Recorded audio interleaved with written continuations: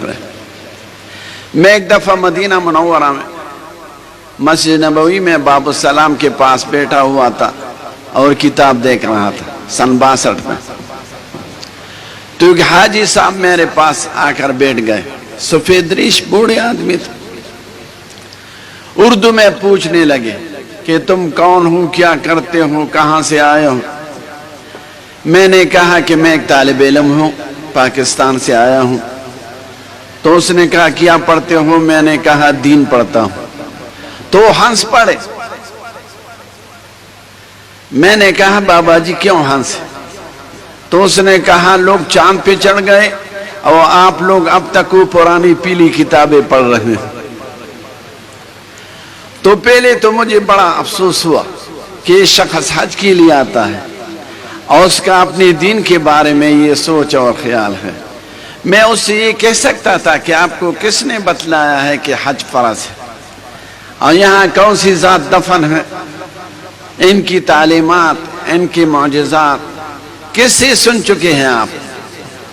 لیکن میں نے یہ نہیں کہا. میں نے کہا کہ بابا جی وہ چاند پہ چڑھ گئے, آپ سورج پہ چڑھ جائیں. اگر کسی مولوی نے آپ کا پیر پکڑا تو واقعی وہ مولوی مجرم ہوگا.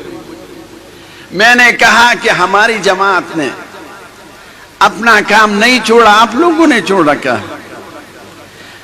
ہماری جماعت سے میرا مقصود آپ حضرات علماء کرام ہے.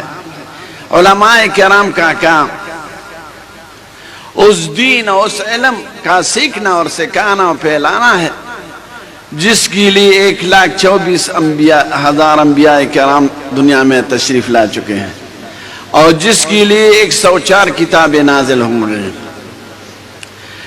العلم ما جاء من فوق, علم وہی ہے جو اوپر سے آیا ہوا ہے. تو ہمارا اور آپ کا کام میراث نبوت سیکھنا اور سکھانا ہے. اس علم مبارک کے لیے آپ کو منتخب کیا گیا ہے. تو اس وقت آپ تمام دنیا میں برگزیدہ لوگ ہیں. اس علم میں کس چیز سے بحث ہوتی ہے؟ اس علم میں انسان سے بحث ہوتی ہے, لیکن انسان کو ایک اشرف المخلوقات, تمام کائنات کے سردار کی نظر سے دیکھا جاتا ہے. انسان کو بتلایا جاتا ہے کہ آپ تو 100 سال پہلے نہیں تھے, پھر آئے دنیا میں, دنیا سے بھی جانے والے ہیں, دنیا میں کیا کرنا ہے تمہیں, اور پھر آگے کس منازل کو آپ نے طے کرنے ہیں. آپ کو کس نے پیدا کیا ہے, کس عمل سے وہ راضی ہو جاتے ہیں, اور اس عمل کے بتلانے کے لیے آپ نے کن لوگوں کو بھیجا ہے آپ کے پاس, انبیاء کرام, اور ان کے حقوق کیا ہے. یہ علم دین ہے جس کے لیے آپ کو منتخب کیا گیا ہے. یہ علم وہ علم ہے جو اوپر سے آیا ہوا ہے. یہ عقل سے معلوم نہیں ہو سکتا, یہ تجربے سے معلوم نہیں ہو سکتا, یہ لیبارٹریوں میں معلوم نہیں ہو سکتا. دوسرا وہ علم ہے بھائیوں جو کالجوں میں اور اسکولوں میں پڑھایا جاتا ہے, وہ بھی ضرورت ہے. یہ ڈاکٹری, انجینئرنگ, ایگریکلچر, یہ تمام فنون جن کو ہم عصری علوم سے تعبیر کرتے ہیں, اس میں اللہ تعالیٰ نے یہ نہیں فرمایا کہ میں اس علم کو میں نے اپنے منتخب لوگوں کو کے حوالہ کرا دیا ہے. انجینئرنگ میں, زراعت میں, ڈاکٹری میں مسلمان اور کافر کا فرق نہیں ہوتا. مسلمان بھی ڈاکٹر ہوتا ہے, انگریز بھی ڈاکٹر ہوتا ہے. مسلمان بھی انجینئر ہوتا ہے, انگریز اور ہندو بھی انجینئر ہوتا ہے. یہ علوم ایسے ہیں جس کے لیے انبیاء کرام دنیا میں تشریف نہیں لائے, جس کے لیے آسمانی کتابیں نازل نہیں ہوئی. یہ وہ علوم ہے جو انسان کے عقل, تجربے اور لیبارٹریوں کے حوالہ کرا دیا گیا ہے. ان علوم میں بھی انسان سے بحث ہوتی ہے, لیکن انسان کو ایک حیوان کی نظر سے دیکھا جاتا ہے کہ ایک حیوان ہے, لیکن اس حیوان کو ماڈرن حیوان بنانا ہے. انسان اس علوم کی ماہر, دنیاوی علوم کی ماہر, ایک ماہر ہے جس کا نام ہے ڈارون. ڈارون کا نظریہ یہ ہے کہ انسان پہلے بندر تھا, پھر کئی لاکھوں کے سالوں کے بعد، لاکھ سالوں کے بعد بندر سے انسان بن گیا. تو اس سے سوال ہوتا ہے کہ بندر کی تو دم ہوتی ہے، انسان کی تو دم نہیں ہوتی. تو جواب میں لکھتا ہے کہ اس کی دم میں گان کے قریب کچھ کھجلاہٹ پیدا ہو گئی، خارش پیدا ہو گئی. تو اس بیچارہ اپنی دم کو چٹانوں سے اور جڑوں سے اور درختوں سے رگڑتا رہا اور چیختا چلاتا رہا. تو اس دوران میں اس کی دم کٹ گئی. تو اس لیے انسان بغیر دم کے رہ گیا. پھر اس سے سوال ہوتا ہے کہ بندر تو بولتا نہیں اور بندر تو 4 پیروں سے گھومتا پھرتا ہے، اور انسان تو 2 پیروں سے گھومتا ہے اور انسان بولتا ہے. تو وہ جواب میں لکھتا ہے کہ اس کے آگے پیروں میں خارش پیدا ہو گئی. تو آگے پیروں کو درختوں سے رگڑتا رہا. تو رگڑتے رگڑتے اور چیختی چلاتی ہوئی جنگلوں میں پھرتا رہا. اور اس دوران اس کے آگے پیروں سے ہاتھ بن گئے اور اس کے چلانے اور چیخ سے آواز بن گئی. تو اس لیے انسان بندر سے پیدا ہوا. ہم کہتے ہیں کہ واقعی آپ بندروں کی اولاد ہیں. جس تعلیم کا بنیادی مقصد، بنیادی نظریہ یہ ہو کہ انسان اصل میں حیوان ہے، بندر ہے اور سب بندروں کی اولاد ہے، تو انسان کو بندروں کی نظر سے دیکھتے ہیں. آپ نے پاکستان میں سنا ہوگا لیڈروں سے، روٹی کپڑا مکان، روٹی کپڑا مکان، ہم آپ کے لیے روٹی کپڑا مکان پورا کریں گے. یہ جھوٹ ہے، منافقانہ ہے. لیکن اس بات کو سنیے کہ صرف ان کے خیال میں صرف روٹی اور کپڑا مکان ہے. یہ نہیں کہتے کہ ہم ایک قوم ہے، ہم مسلمان ہیں، ہماری ایک تہذیب ہے، ہماری ایک روایات ہے، ہمارا ایک پیغمبر ہے، وہ اپنائیں گے، اپنے ملک میں جاری کرا دیں گے. بس صرف روٹی کپڑا مکان، یہ بندری تعلیم کا اثر ہے. وہ کہتے ہیں کہ انسان کتی کی طرح ہے، لیکن کتا کچا گوشت کھا سکتا ہے اور انسان کچا گوشت نہیں کھا سکتا. اس لیے انسان کے لیے گیس کی ضرورت ہے اور چولہے کی ضرورت ہے، گھی کی ضرورت ہے، مسالے کی ضرورت ہے، اور کھانے کے بعد نسوار کی ضرورت بھی ہو جاتی ہے. کہتے ہیں کہ انسان کی مثال گدے کی ہے. گدھا کچی زمین پر خوب دوڑ سکتا ہے، انسان دوڑتا نہیں، تو اس لیے اس کے لیے سڑک ہونی چاہیے. انسان کی مثال گھوڑی کی ہے. گھوڑا تیز دوڑ سکتا ہے، انسان تیز نہیں دوڑ سکتا، تو انسان کے لیے موٹر کی ضرورت ہے. انسان مرغ کی طرح ہے، مرغ ہوا میں اڑ سکتا ہے لیکن یہ ہوا میں نہیں اڑ سکتا، تو اس کے لیے انسان کے لیے جہاز کی ضرورت ہے. انسان گیدڑ کی طرح ہے، لیکن گیدڑ غاروں میں رہ سکتا ہے، اندھیروں میں گھوم پھر سکتا ہے، اور یہ غاروں میں نہیں رہ سکتا، نہ اندھیروں میں گھوم پھر سکتا ہے. اس لیے انسان کے لیے کمرے کی ضرورت ہے اور ایئر کنڈیشن کی ضرورت ہے. یہ تمام ضروریات اگر آپ دیکھیں تو انسان کے حضرت پیٹ سے تعلق ہے. ان کا دنیاوی تعلیم کا تعلق صرف مادیات، معاشیات اور انسان کے پیٹ سے ہے. اس میں اخلاق کی بات نہیں ہوتی، بلکہ وہ کہتے ہیں کہ اخلاق غرض کے تابع ہوتے ہیں. جس طرح آپ کا غرض ہوئی ٹھیک بات ہوتی ہے، عقیدے کی بات نہیں ہوتی. ڈاکٹر آپ کو عقیدہ نہیں بتلا سکتا. ڈاکٹر کا کام تو یہ ہے کہ اگر آپ کے پیٹ میں مروڑ ہو تو 2 گولیاں دے دیں گے. تبلیغ والوں کی اصطلاح میں آپ کا تقاضا آسانی سے پورا ہو جائے گا، آپ کا پیٹ نرم ہو جائے گا. ایگریکلچر والے آپ کو آلو اور گندم اور جو کی کاشت کی طریقے سے سکھائیں گے، لیکن عقیدہ تو آپ کو نہیں بتلا سکتا. جن باتوں سے انسان مسلمان ہو جاتا ہے وہ آپ کے علم میں ہے. اس لیے آپ کے علم اور آپ کو اور اس علم کی برکت سے آپ کو سب سے برگزیدہ مخلوق قرار دیا گیا ہے. یہ اللہ کا کلام ہے. میں نے تو پہلے سے کہا کہ کسی لیڈر کی بات نہیں. تو آپ اس نعمت کا ہمیشہ شکر ادا کیا کریں کہ ہم اللہ تعالیٰ کے برگزیدہ مخلوقات میں شمار. خدا کی قسم اللہ نے بادشاہوں کو اپنا برگزیدہ نہیں کہا، وزیروں کو نہیں کہا، چودھریوں کو نہیں کہا، ملک و نواب و امینیز اور ناظمان ان کو نہیں کہا کتاب والوں کو اپنا چنا ہوں اپنا منتخب شدہ اپنا لاڈلا قرار دے چکا ہے۔ اب ایک سوال ہے کہ اتنا مبارک علم ہے تو یہ فقیروں کے ذریعے سے کیوں آیا ہے؟ آپ تو جامعہ اشرفیہ تو اب آج کل یونیورسٹیوں سے بہتر آبادی میں ہے، لیکن ہم نے جب پڑھا تھا تو ایک تنگ بلڈنگ میں پڑھا ہے۔ اس وقت نہیں ایئر کنڈیشن تھی، نہیں یہ فریج وغیرہ تھی، یہ سہولیات نہیں تھی۔ ہم خود کھانا پکاتے تھے اور آٹا خود گوندتے تھے اور تنور کے سامنے قطار میں کھڑے ہو کر اسے تنور والوں سے یہ روٹی پکواتے اور پھر خود کھاتے۔ تو فقیروں کی زمانہ میں ہم نے پڑھا ہے۔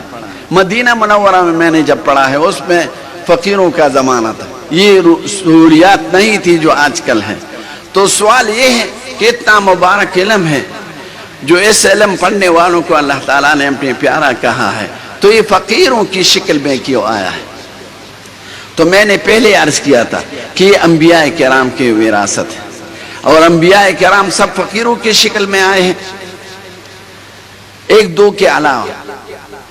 اگر مالدار ہوتے، بادشاہ ہوتے، لوگوں کو دنیا کی لالچ دیا کرتے تو پھر ایمان کا مسئلہ نہ رہتا۔ ایمان کے لیے ضروری ہے کہ ایمان بالغیب ہو۔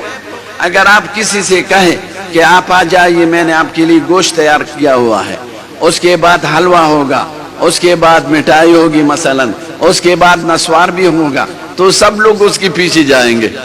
یہ لیڈر کیوں کہتے ہیں؟ گوشت کے پیچھے تو کتا بھی جاتا ہے۔ تو اگر پیغمبر بادشاہ ہوتا تو پھر سب لوگ ان کے پیچھے چلے جاتے، تو پھر ایمان بالغیب نہ رہتا۔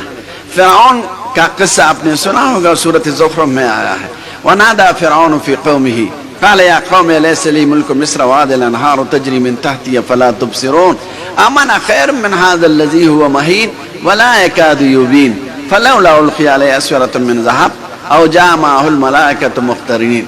فرعون کانفرنس کراتا، لوگوں کو جمع کراتا، پھر لوگوں سے کہتا کہ میں بہتر ہوں یا یہ خوار ملا،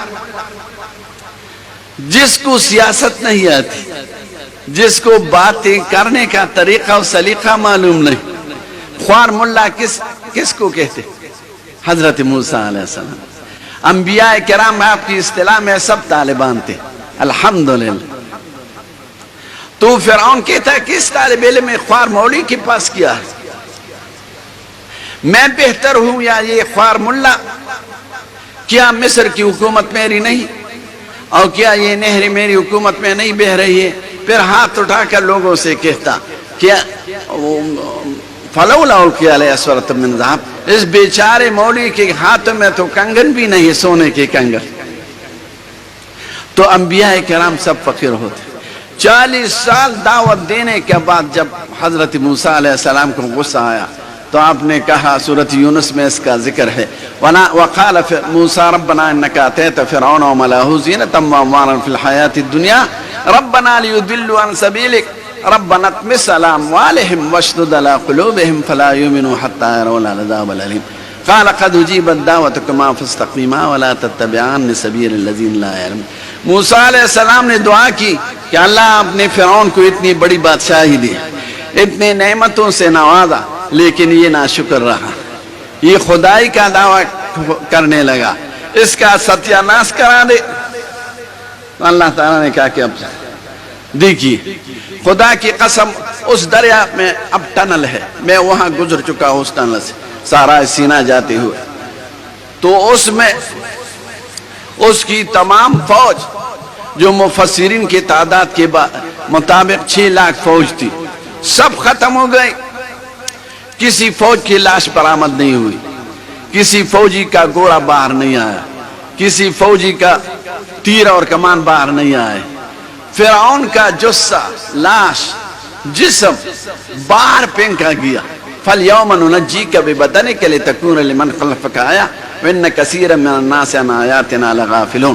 تو بخاری کتاب تفسیر میں آتا ہے، نُلْقِيكَ عَلَى نَجْوَةٍ مِنَ الْأَرْضِ، آپ کو ایک ٹیلی پر پھینکنا چاہتے ہیں تاکہ لوگ آپ کو دیکھیں کہ یہ وہ بادشاہ ہے جو اپنے آپ کو خدا کہا کرتے تھے، تو ختم ہو گئے۔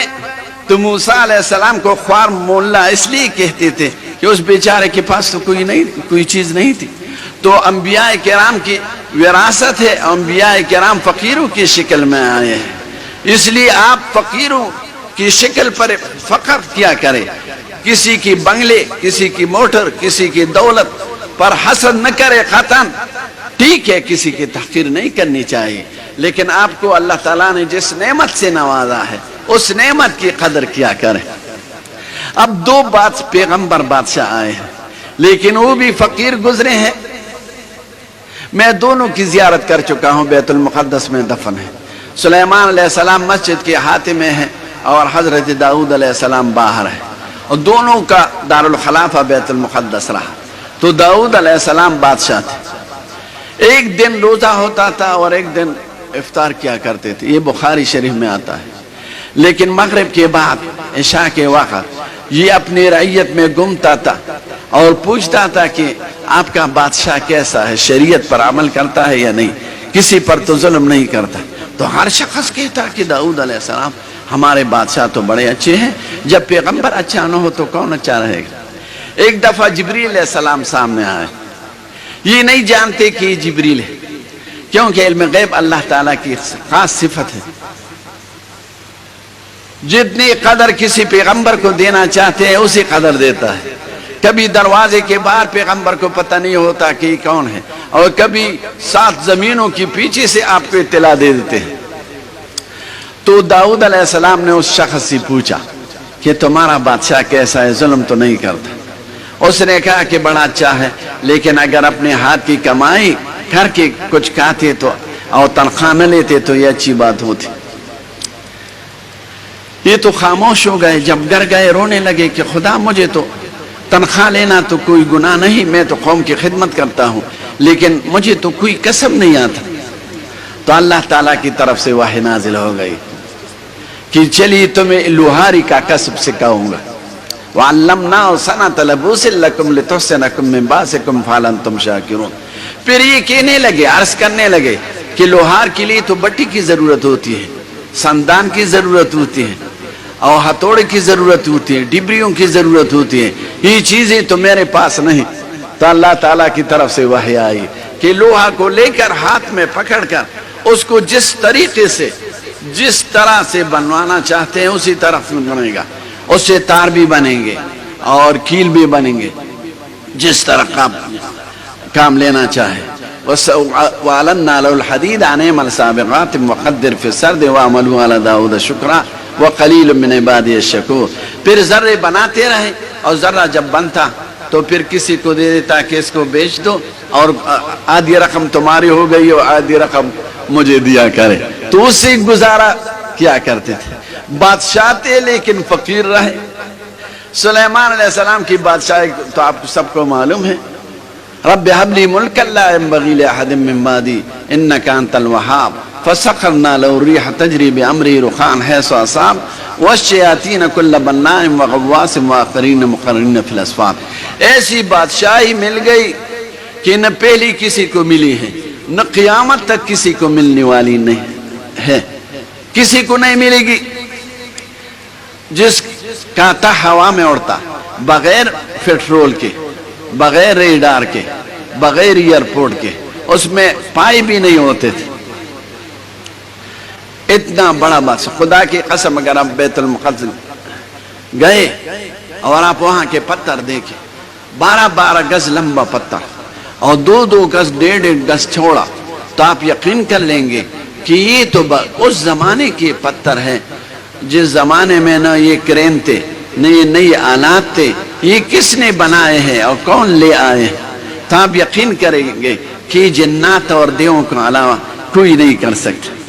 اتنی بادشاہی کے باوجود تفسیروں میں آتا ہے کہ وہ ٹوکری بنایا کرتے تھے، پچیاں ٹوکری، جس میں لوگ پھل اور پھول لے جاتے ہیں۔ ممبر پر بیٹھ کر وعظ کی حالت میں بھی ٹوکری بنایا کرتے تھے۔ تو میرا مقصد یہ ہے کہ یہ انبیاء کرام کی وراثت ہے۔ انبیاء کرام سب فقیروں کی شکل میں آئے ہیں، اس لیے ایمان بالغیب اس کو کہتے ہیں۔ موت کے بعد جب انسان جنت دیکھے دوزخ دیکھے تو اس وقت تو سب لوگ مسلمان ہو جائیں گے۔ ربنا ابصرنا وسمعنا فرجنا نعمل صالحا غیر الذی کنا نعمل اولم نعمرکم ما یتذکر فی من تذکر وجاءکم النذیر فذوقوا فما للظالمین من نصیر۔ پھر اس قسم کی آرزو کرتے رہیں گے لیکن اس وقت ایمان قبول نہیں ہوگا۔ تو آپ اللہ تعالیٰ کا شکر ادا کریں کہ آپ بڑے جامع سے نسبت رکھتے ہیں اور اس جامع کے فضلاء ہیں۔ اور پس خدا کی قسم میں نے بہت سے علماء سے پڑھا ہے، مالکیوں سے، شوافع سے، حنبلیوں سے، غیر مقلدین سے اور احناف سے، لیکن میں نے حضرت مولانا محمد ادریس کاندہلوی رحمۃ اللہ علیہ اور حضرت مولانا رسول خان رحمۃ اللہ علیہ جیسے علماء نہیں دیکھے، نہ تقویٰ میں نہ للہیت میں۔ میں وہاں تھا، حضرت مولانا صاحب کاندہلوی رحمۃ اللہ علیہ حج کے لیے آئے تھے، تو میں نے ان کو بلایا اپنے کمرے میں۔ تو پھر میں یونیورسٹی کے امین عام جو جنرل سیکرٹری سے تھے، میں ان سے ملا کہ ہمارے پاکستان کے بہت بڑے عالم ہیں، میری خواہش ہے کہ ان کو یہاں آپ کے دفاتر دکھاؤں۔ تو وہ بڑے عزت مند آدمی تھے، اس نے کہا کہ میں خود آ کر ان کو لے آؤں گا۔ تو وہ آ گئے میرے ساتھ۔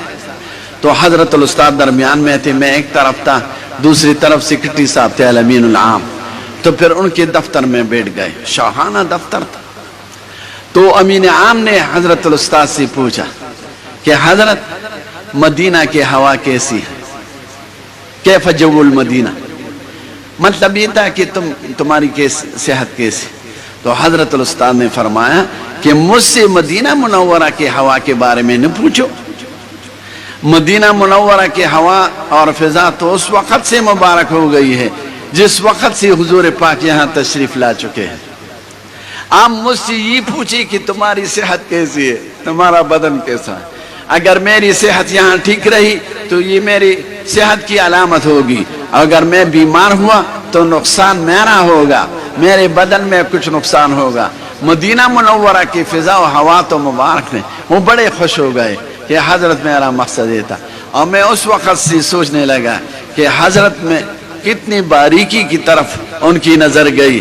مدینہ منورہ کے ہوا کے بارے میں بھی یہ نہیں کہا کہ نہیں مدینہ منورہ کی ہوا گرم ہے، یہ نہیں کہا۔ ایک دفعہ ناڑا بند تو جانتے ہوں گے جس سے ناڑا باندھا جاتا ہے، حضرت الاستاذ کے لیے لایا۔ تو میں نے ان سے عرض کیا، میں نے 2 خریدے تھے، ایک اپنے لیے اب تک میرے پاس ہے اور ایک حضرت الاستاذ کے لیے۔ میرا یقین تھا کہ تو بڑی ہستی ہے۔ میں نے کہا کہ حضرت یہ ناڑا اس جنگل کا ہے، غابہ احد کی پیچھے شمال کی طرف ایک غابہ تھا پہلے، جاؤں کے درخت کا ہے، جس جاؤں سے حضور پاک کے لیے ممبر بنایا گیا تھا۔ تو بڑے خوش ہو گئے اور اس ناڑے کو چھوما اور سر پہ رکھا اور آنکھوں پہ رکھا۔ تو ہمارے بزرگ یہ ادب و احترام اور تواضع کے نمونے تھے۔ خدا کی قسم علم بہت سے لوگوں میں بھی ہوتے ہیں، علماء بھی دیکھے ہیں ہم نے، حفاظ بھی دیکھے ہیں، علوم کے حافظ، لیکن تقوی، للہیت، ادب اور احترام اور اخلاص فی العمل ان کی نظیر دنیا میں نہیں۔ خدا کی قسم آپ اثر جائیں، میں وہاں جا چکا ہوں، اثر یونیورسٹی میں، شام جائے وہاں شام یونیورسٹی میں جا چکا ہوں، دوسرے عرب ممالک میں جائے تو ہمارے علماء جیسے پاکستان اور ہندوستان میں جو علماء گزرے ہیں یا موجود ہیں، ان جیسے علماء آپ کو نہیں ملیں گے۔ تو آپ شکر ادا کریں کہ ایسے بزرگوں کی صحبت آپ کو ملی ہے، ان سے استفادہ کر چکے ہیں اور اللہ تعالیٰ نے اپنے بڑے مبارک علم کے لیے منتخب فرما دیا ہے۔ تو آپ اس کا شکر ادا کیا کریں اور اس خدمت میں مشغول رہے اور اس کو پھیلاتے رہے۔ وآخر دعوانا الحمدللہ رب العالمین۔